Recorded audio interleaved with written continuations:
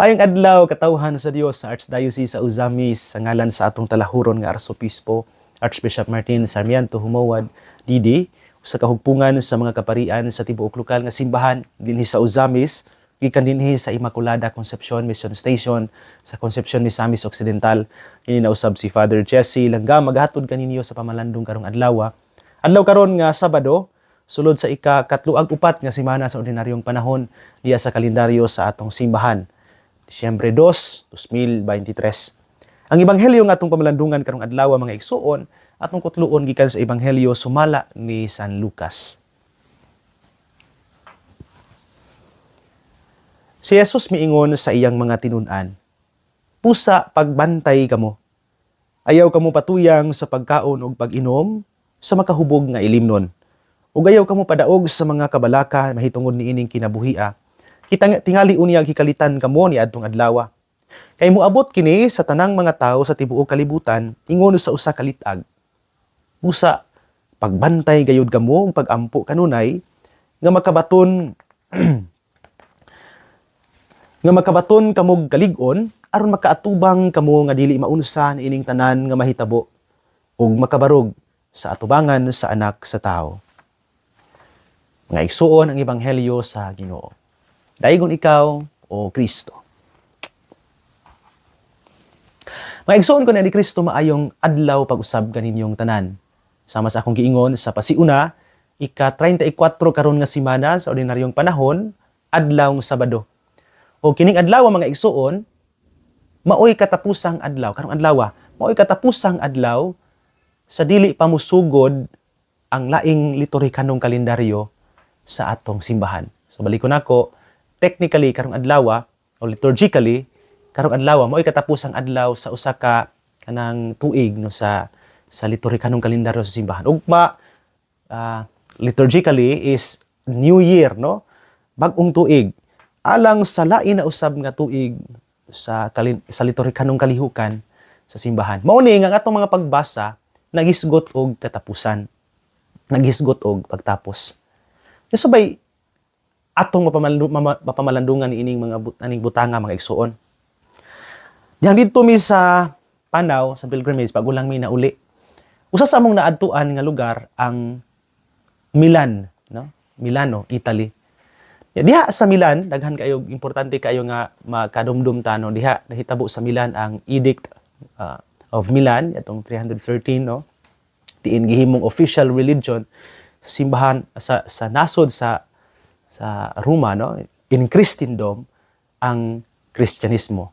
Wala po na magpasabot, gamiton po ni dayon nga mga rason no, sa mga laing tinuuhan nga diha pa nagsugod ang Katoliko tungod kay gi-pronounce nga mahimong official religion of Christendom. Wala dili diha nagsugod. Nagsugod na ang simbahang Katoliko, pero gihimong giproklamar siya pinaagi sa Edict of Milan nga mahimong official religion of the whole of the nation sa tibuok nga kanang nasod atong panahona.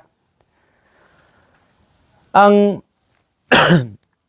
ang usa sa mga angay natong dumdumon pagyod gawas niya na mga igsoon.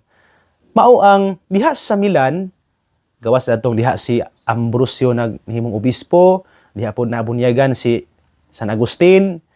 Diha sa Milan mga igsoon naa ang pipila sa mga paintings ni Leonardo da Vinci. Labi na gyud ang The Last Supper. Unsa may noteworthy ani ni Leonardo da Vinci mga igsoon? Usa sa mga dili na ko malimtan gawas sa iyang mga paintings, usa sa mga dili na ko malimtan nga quote o words nga iyang gipamulong, ingon siya, "As a well-spent day brings a happy sleep, so a life well spent brings a happy death." Kung ang usa kuno ka adlaw nga maayo nimong pagkapuyo, magdala og maayong pagkatulog, mausad ang usa ka kinabuhi nga maayo nimong pagkapuyo, magdala nimog malipayong kamatayon. Basta maghisgot na gani tag katapusan og kamatayon, daghan nato nga mahadlok, mabalaka, ug gani dili gyud gusto nga maghisgot og kamatayon. Ang uban mo talikod niini. Ya dunay duha ka klase sa pagtalikod. Basta magisgot kanit tag katapusan ug kamatayon nya dili ganahan ang tao. Dunay duha ka mga butang, importante kay nga ato ning madumduman, nga buhaton sa mga dili gustong magisgot o maghunahuna sa katapusan o sa kamatayon. Una, dunay uban nga tungod sa ilang kahadlok sa umaabot, dili sila gusto sa umaabot, dili sila ganahan sa kamatayon nga moabot gyud sa tao, musangko sila ngadto sa pag-ingon, ay mamatay ra man ta tanan. Mo nang maglipay ta, maglingaw pag-ayo, mag-inom, maghubog-hubog aron nga masatisfy kunang mura ba og mapuno ta karon sa kalipay kay matay ra man ta. Mo ni usa sa duha no ka mga dali kaayong mindset no sa mga tao nga mahadlok og kamatayon. Ikaduha, moingon sa sila ay mamatay di ay ta. Hinungdan nga tungod sa kahadlok ug kabalaka sa umaabot ug sa kamatayon, they will succumb to their fear and to their kabalaka. Mga kahadlok. So duha to ha. Ang una, mautong magpasagad sa kinabuhi tungod kay mamatay ug dunay katapusan. Ug ang ikaduha, kadtong magpasulabi sad sa ilahang kasubo ug kahadlok tungod sa kabalaka sa umaabot ug sa kamatayon. Mao ba ni ang insakto o niya ba nining duha ang insakto nga pagtratar o tubag nato sa katapusan o kamatayon? Ang tubag, wala. Dili taangay nga magpasagad sa kinabuhi tungod kay mamatay ra man dayta. Ug labaw sa tanan dili taangay sad nga magpaulipon sa atong kahadlok ug kasubo tungod sa kamatayon. Kun dili niya sa ebanghelyo ang hagit unsaon nato pag atubang ang katapusan o kamatayon. Sa may giingon dinhi sa ebanghelyo. Klaro kaayo. Pagbantay kamo. Nya gisumpayan ni Jesus ang mga pulong niya sa ebanghelyo. Tungod kay kahibawo si Jesus niya tong duha ha kadali kay natong buhaton ang magpasagad ug ang magpadaog sa kahadlok ug kabalaka. Muning miingon si Jesus sa ebanghelyo, ayaw kamo patuyang sa pagkaon ug pag-inom sa magkahubog nga ilimnon. Tungod kay kahibawo man si Jesus niya tong una, kadali kay tang mamatay naman sad ta. Ana paglipay. Nya gidugangan sad ni Jesus ayaw kamo padaog sa mga kabalaka mahitungod niining kinabuhia. Kay kahibawo sad si Jesus nga posible sad tang magpadaog sa atong kabalaka o kahadlok. Unsa may angay dayang buhaton? Dili man ang magpasagad, dili sad ang mahadlok ug mabalaka. Unsa may angay buhaton? Niya dinhi sa ebanghelyo. Niingon si Jesus, busa pagbantay kamo o pagampo kanunay. The only way to prepare ourselves for the coming of death, the end, katapusan o kamatayon, mao ang pagpangandam. Unsaon man pagpangandam? Pagbantay nga ang atong kinabuhi, maayo natong pagkapuyo o magampo kanunay. So mangutana ko ninyo karon. Kumusta man atong kinabuhi? Maayo ba nga pagkapuyo ng atong kinabuhi? O nagpasagad ta? O baka wa magpasagad pero nadaog sa mga kabalaka o kahadlok? Dihang dito mi sa Italy, sa pilgrimage, lipay yun kayo, no? Daghan kay mig na pamalandungan, daghan kay mga mensahe nga among natuhop, no? Subo palandungon nga pag uli na mo, hang dito ko sa usa sa mga tindahan ini sa diha sa Uzamis, kay palit ko. Dali usa nga miduol nako nya niingon nakakita sa nako, ipa diha nauli na dai mo sa inyong warawara. Nagsubo ko, nag-uol pug ko at the same time tungod kay doon na di uban nga nagtan-aw sa among lakaw, dili nung tanan, no? Nga wara-wara lang. Laag-laag. Suroy-suroy. Well, I don't know what's the reason behind why they would look at that way. Tungod tingali kay we spent, ako, apil lang, no, sa nakabahin. We spent money for that travel. Yeah. Ang tuyo, klaro man ang purpose. A pilgrimage. Dili man tourist visitation. Mauni nga dito sa pamalandong namo sa pilgrimage, giapil gid na namo sa among pamalandong. Are we a tourist with a bit of a pilgrim or a pilgrim with a bit of a tourist? Mga turista ba nga murag mga mga turista ba mi nga nalakbitan gamay ang pagka magpapanaw o magpapanaw nga nalakbitan lang ang pagka-turista. Anong giapil na kung dinhi mga igsuon? We have to be very careful with what we do with our lives. Dili ta mga turista nini kinabuhi mga magpapanaw ta. And I hope it will bring us to a realization nga tungod kay mga magpapanaw ta sa atong pagpanaw sa kinabuhi, maayo unta natong pagka-panaw ang kinabuhi. Balik ko nako, sa atong magpapanaw nining kinabuhi, maayo gid unta natong pagka-panaw ang kinabuhi. Sama sa giingon ni Leonardo da Vinci, as a day well spent brings a good sleep, so a life well spent brings a happy death.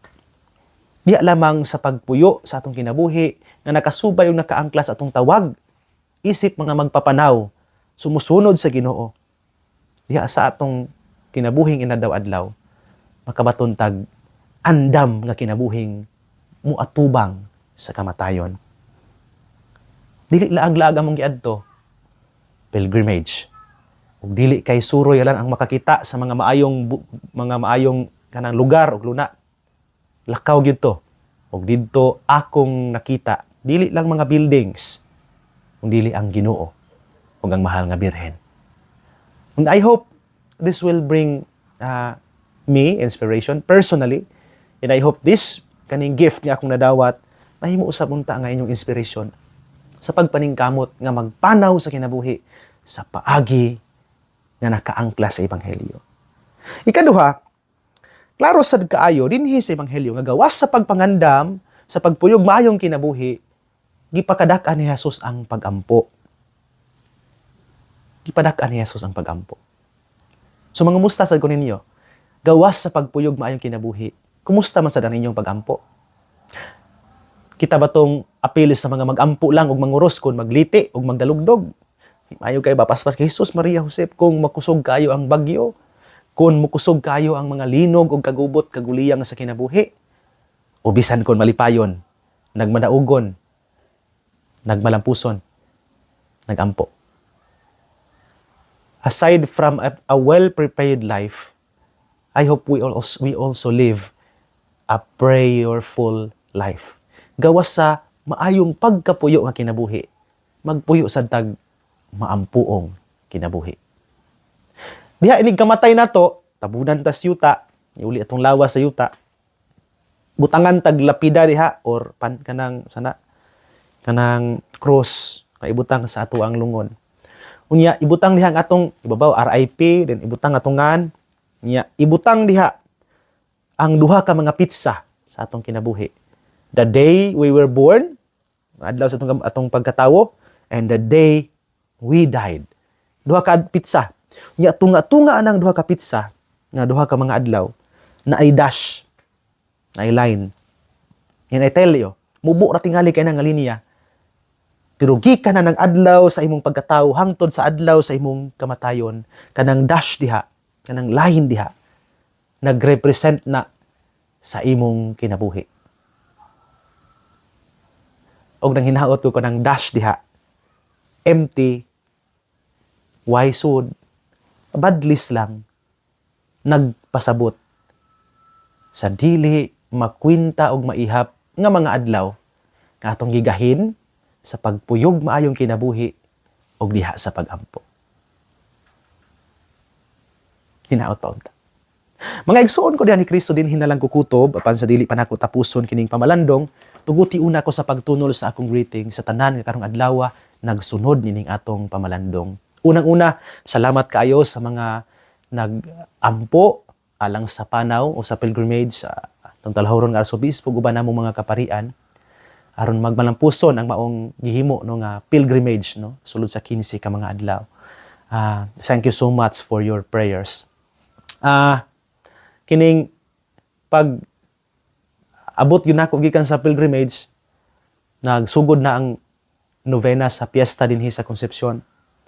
Na-late kog usa ka adlaw yun, no? Kay timing masad nga mo pag-abot nako sa gikan sa panaw. Pag-abot nako, nihapit ko dayon sa usa sa mga panday nga akong gipahimo sa among basahanan para sa simbahan. Pag-abot ako dito, nalipay kay ko, no? I think tubag sa akong mga pag-ampo samtang dito pa ko sa pilgrimage alang sa pagpangandam sa kapistahan namo dinhi sa parokya. Gitagbo ko sa kagunios nga akong gipahimo nga kining basahanan, lectern sa mga lectors ug ang ampo para sa pari. Dunay mo bayad no na sponsor, lipay kay ko. Nga nagproblema mo ko kung say bayad ako kay wa gyud ko'y kwarta. Gani sa pilgrimage bisag wa ko'y kwarta, lipay sad ko kaayo kay na may grasya no nga naapilta no sa maong event bisan kun wala tay ikabuga no financially. So nalipay ko kaayo no tungod kay naay ni hatag no. So akong pasalamatan si Kuya Jun Manangkil no ug ang pamilya Manangkil sa Pangdalaga no, mga suod natong higala nga ni tabang nato no alang sa ato ang ambo ug lectern sa simbahan. Salamat kaayo. Akong problema na lang karon ang kining tungtunganan sa tabernacle ug ang tabernacle nung atong gipahimo no. Mangita pataglaing makatabang nato nining mahina. So salamat kaayo no sa pamilya Manangkil, labi na gyud kang Kuya Jun Manangkil no. Salamat kaayo. Dayon naasad tay gipahimo nga sibot no kay ang atong sibot nga hintawon kanang bawog-bawog mantini lang gisuksok lang tawon na nang kilid-kilid bisan asa. So naay nihatag po nato din his bukid og kining sibot no sakop sa mga PPC no sa Pangdalaga no. Salamat kaayo kang Ma'am Glenn Gumisad kang sa iyang mga kauban no sa pamilya Castellano. Salamat kaayo sa kang Ma'am Mirna Pinggoy no, sila ang nagpahimo sa ato ang sibot. So hopefully magamit nato siya sa piyesta pohon. Salamat kaayo no. Salamat usab kaayo sa mga kauban dinhi sa buhat dinhi sa bukid no, dinhi sa Concepcion nga ni-offer kanunay sa ilang panahon og talento para sa kalampusan sa among pagpangandam sa piyesta no. Salamat kaayo sa Finance Council, sa Pastoral Council, pinanguluhan ni Nanay Luisa Turmis no. Salamat kaayo sa pundok sa mga lectors, choir o cantors, pinanguluhan ni Ma'am Girlie Hinutan, lakip na sa pundok sa Sacred Heart of Jesus, sa pundok sa Legion of Mary, pinanguluhan ni Ma'am Rovelyn Ikaw no. Salamat kaayo sa mga katekista ni Ma'am Vilma Sinconiege, sa mga lay ministers no kang pinanguluhan ni Jaime Lumakad. Salamat kaayo sa mga Knights of the Altar, pinanguluhan ni Doc Dexter Pactol no. Salamat kaayo sa tanan nga nahimong kabahin sa among pagpangandam bisan wala pa piyesta pero kanunay ang ilahang paningkamot. Salamat kaayo ninyo. Karong adlaw pod sugod gahapon taman og mapuhon among gihimo ang renewal sa mga altar servers no dinhi sa parokya. Salamat sa mga ni-sponsor o nitabang nila no, labi na gyud sa mihatag sa tela no, sa pamilya Waminal no, labi na gyud kang Ate Marites Waminal uban sa iyang pamilya no, kang board member Sunny Waminal ug sa iyang ilang mga anak. Salamat kaayo no sa pamilya Waminal nga mitabang nato no alang sa mga Knights of the Altar. Well, kanang honestly gyud no, lisod gyud ang parokya. Pero bisan lisod dinhi ra gyud ko kasi nati nga bisag lisod wa gyud ko pasagdi sa Ginoo. Naagyoy grasya nga mabot. Bisan usahay di ka mangayo kaning tela pananglitan kay gikan ni Ate Marites Waminal, wa man ko mangayo ani. Ang mananahi lang nga naabot silang duha didto sa simbahan sa Banyadero nya naistoryahan nila ni nga butang nya. Muna to na ni-offer si Ate Marites Waminal nga mutabang nato. Bisan katong lectern ug ambo wala man ko nangayo no. Ni-offer lang no. Ni-offer lang sila. Mga tawo nga timaan gid kanunay sa providensya sa Ginoo bisan kon di ta mangayo basta na ang Ginoo naagyoy grasya nga moabot. Nya na-prove ginanako dinhi sa Concepcion. Dinhi lisod pero maora ni dapit nga lisod bisan lisod wa gyud ko pasagdi sa Ginoo. Gani abunda pa Hinuon ang grasya nga niabot nako dinhi niining mao nga lungsod. Ipasalamat sad ko no sa mga taga LGU no sa Concepcion, labi na gyud sa atong mayura kang Mayor Jessie Viña, kung iyaan ba siya mga kauban no nga di sad ta pasagdan gyud dinhi no, gani wala pa ang pagpangandam. Giingnan ako nila nga dili mabalaka no kay tabangan ko nila no. Salamat kayo sa LGU, sa mga konsehalis, sa Vice Mayor kang Vice Mayor Ronel Montipon, sa Kabasag family, Rudas family, Ponce family, salamat kaayo sa Luquias family, sa atong SK chairman kang Almi Umandam no. Sa tanan nga sa kanunay nahimong kabahin sa atong pagmangandam nining ato ang piyesta puhon sa dungan sa cathedral. Salamat kaayo. Salamat usab kaayo sa mga suod nato nga kanunay nagpadayag sa ilahang pagsuporta ug pagtabang. Kaninyong tanan daghan ug daghan kaayo salamat. Salamat kaayo sa mga taga sa pangdalaga no, kung mga kaila, mga higala nga ni suporta po nato, ni tabang nato. Salamat sa Couples for Christ sa Tibok Archdiocese nga napadayonon sa ilang misyon dinhi. Humana sila silang dedication day atong November 13, pero nagbalik-balik yun sila gihapon dinhi para sa atuang sa ilahang misyon. Salamat kaayo ninyo. Salamat kaayo sa tanan nga sa walay puas nagsuporta nato, labi na po nining programa o sa DXDD.